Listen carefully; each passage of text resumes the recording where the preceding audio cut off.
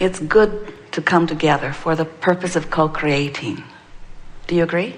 Yes. You're knowing what you're wanting? Yes. Are you enjoying how that desire changes? Yes. How it expands and grows and evolves? Yes. And because you are so enthusiastic about your expansion, the expansion of your desire, do you understand that the expansion of your desire and the expansion of you is one and the same? That when a new desire hatches, you have expanded. So if when the new desire hatches, you feel really good, that means that you have expanded, and in your physical form, you have allowed the expansion. So there's no gap between the expansion and what you believe. But when contrast causes you to expand desire, and you feel worried about it or disappointed by it, that means that you're not keeping up with your expansion. You're blocking it is too strong a word, but it's pretty good. You're blocking it. You're hindering it. You're resisting it. You're disallowing it right now. That's what negative emotion always means. If you had not expanded, you could not ever experience negative emotion, because negative emotion means part of you's expanded and the other part of you isn't letting it be. The part that expands easily is the non-physical part of you. That's the part of you that existed before you came into this body. And while most humans don't understand it, that non-physical part of you exists still now.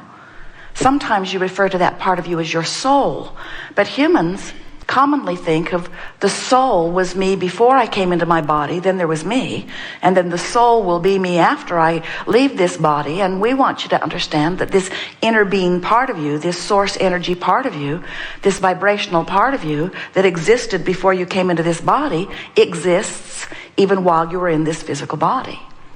And that's where we stand. We are the vibrational aspect of that which is you.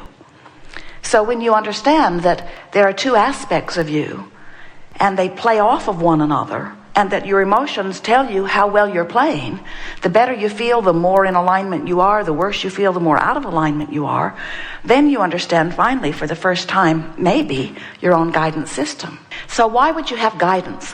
Why would you want to keep up with who you were before you were born? Well, first of all, you were really smart. But it's not just keeping up with who you were before you were born. It's keeping up with who you have become vibrationally since you've been in this physical body. In other words, you are creator out here having exposure to life, which causes you to individually and from your selfish personal perspective or orientation to ask for improvement or expansion. And when you do, the larger part of you takes that expansion immediately. Whenever you ask for anything, whether you use words or whether you're just asking from your clear place of knowing what you don't want, so there's a compensating equivalent asking for what you do want. When life and contrast causes you to ask and therefore expand, the larger non-physical part of you does just that. Expands, becomes it immediately. So when you ask for something, if you could just turn in the direction of what you've asked for and see it as present tense, which is the way we see it, when you ask, we become what you've asked for, which means it is now done vibrationally. And sometimes, in fact often, our very practical-minded physical friends say, this vibrational mumbo-jumbo is annoying to me, because when I ask for something, I don't count it as done until it's parked in my garage, or until it's in my bed, or until it's in my bank. I don't count it until I see the manifestation of it. And we say, therein lies the problem and the basis of your disallowing of everything that you want. Because when you don't believe it until you see it, you hold yourself in resistance to it, so it cannot come. If you could see it as we see it, if you could just know that when you ask, there is a vibrational rocket or request that is emitted from you, and that the larger part of you gives undivided attention to that, meaning never thinks of the absence of it. Once you have asked for it, it is seen as done. So Source holds steady to the vibrational integrity of your request, But when you hold steady to the vibrational integrity of the lack of your request, because you say, where is it, where is it, where is it? Source says, here it is, here it is, here it is. You say, I don't see it, I don't see it, I don't see it. Source says, we see it, we see it, we see it. You say, well, I don't care if you can see it or not. I can't see it. I can't see it, and therefore it is not. And we say, we see it, and therefore it is. And when you allow yourself to see it, and you say, I use my eyes to see, and it is not here. And Source says, we use our knowing to see. We know it. We feel it. We don't translate it into the visual. We translate it through the vibrational, and here it is. And that is what we want to assist you in understanding. If you will allow yourself to take the emotional journey of belief, if you can move yourself into hope, and then from hope, the process will take care of you. You don't have to believe, you just have to hope. Because when you get into the vibrational frequency that is always present when hope is alive within you, you are in close enough proximity to the vibrational reality of that which you are wanting, that this vortex of creation where the larger part of you and everything that you have set forth vibrationally exists, that vortex of creation housing this vibrational reality that you have put there will bring you in. And when you are in the vicinity, which is what hope is, and the vortex takes you in, we'll talk more about the vortex so you'll get a keener sense of it. You'll know it even before you see it. You'll know it because you'll feel it. I feel that it is there. I feel the joy as if it is done. I feel the love of the lover I'm asking for. I feel the security of the abundance that I'm asking for. I feel the stability of the physical apparatus that I seek. I feel it. I feel it emotionally. I feel it emotionally, and because I feel it emotionally, I'm not blocking it vibrationally, and therefore the manifestation is being allowed by me right now in my moment of belief or expectation. That is the key to deliberate creation. Creation by default, all of you are creating your own reality. But most physical humans are creating their own reality by observing whatever is before them. So they observe wanted things and they feel pretty good, and they observe unwanted things and they don't feel good. They watch the television, they see things not wanted all around the world. They hear about an epidemic, they hear about a pandemic, they hear about a planet in peril, they hear about a financial debacle, they hear about a financial disaster.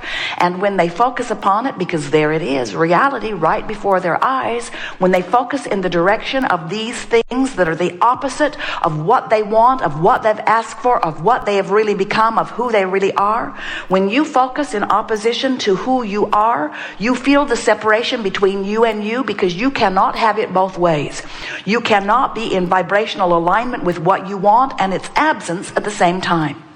And when you are in vibrational alignment with the absence of what you want, even though you may be speaking the reality that you see before you, you're not speaking reality as it really is. You're speaking, hear it, past tense. Because what is manifested, hear it, oh, hear this, is old news. What's manifested is old news. It's old news. When you look back into the old news, you're depriving yourself of the expanded you that has already become. Now, realists will call optimists foolish. Oh, you foolish one. Instead of looking at the absence of what you want, like the rest of us do, you have the stupidity to look forward and believe in something you cannot even see. Don't you understand? They will tell you that medicine and science are based upon reality as it is.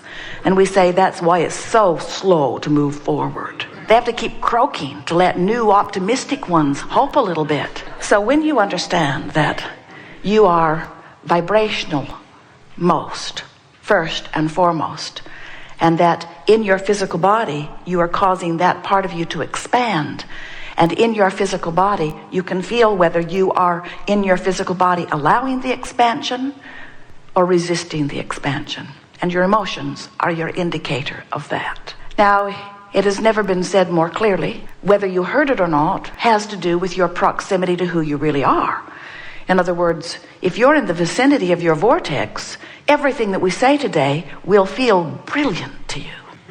You will leave here saying, that was the most brilliant on-target lecture or seminar that I have ever attended.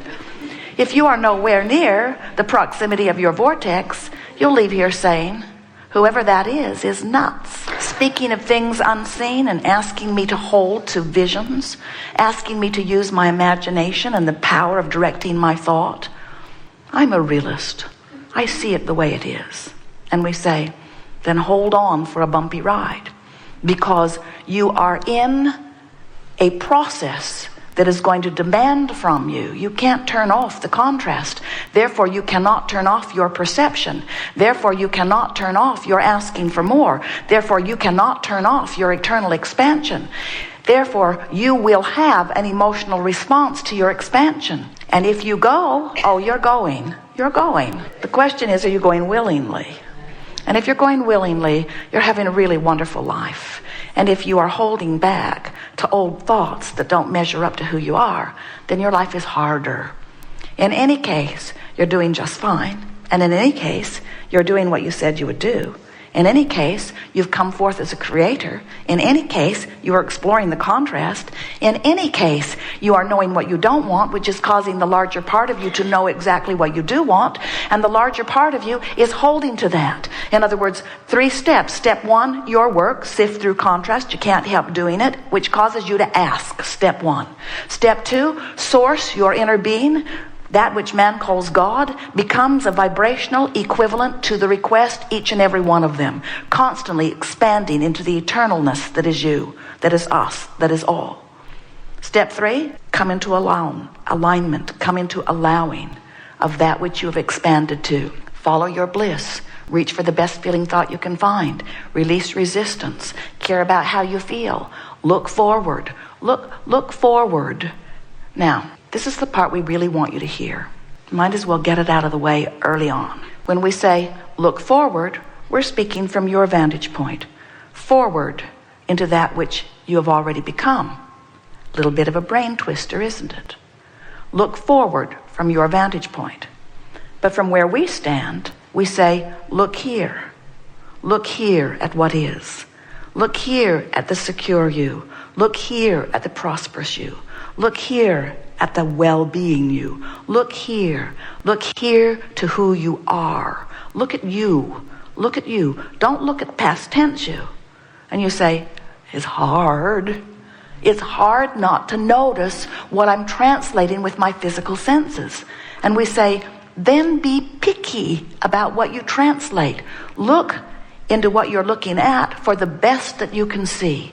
Find vibrational equivalent in what is now by your physical terms to what is now by your non-physical terms. Did you get that? In other words, be specific, be picky about the way you look. Look for what feels good. Look for things to compliment. Look for things to appreciate. Look for things to rave about, enjoy. Look for things to express your positive awareness of. Look for things to be optimistic about. And in doing so, you make peace with what is.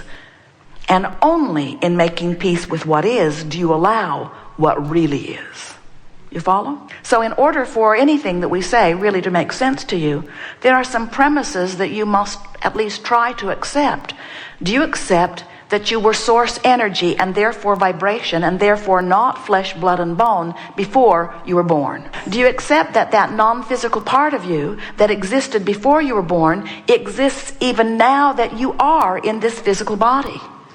So do you accept that a part of that consciousness equals the spirit or soul of that which is you, but the larger part of you remains as that which you call God, non-physically focused? Do you accept that the contrast of this time-space reality helps you to personally, individually, selfishly identify your own preferences? Do you accept that when you know what you don't want, that's the very best time for you to know what you do want? And do you accept that whether you speak it or not, it emanates from you vibrationally? And do you accept that source knows what you mean?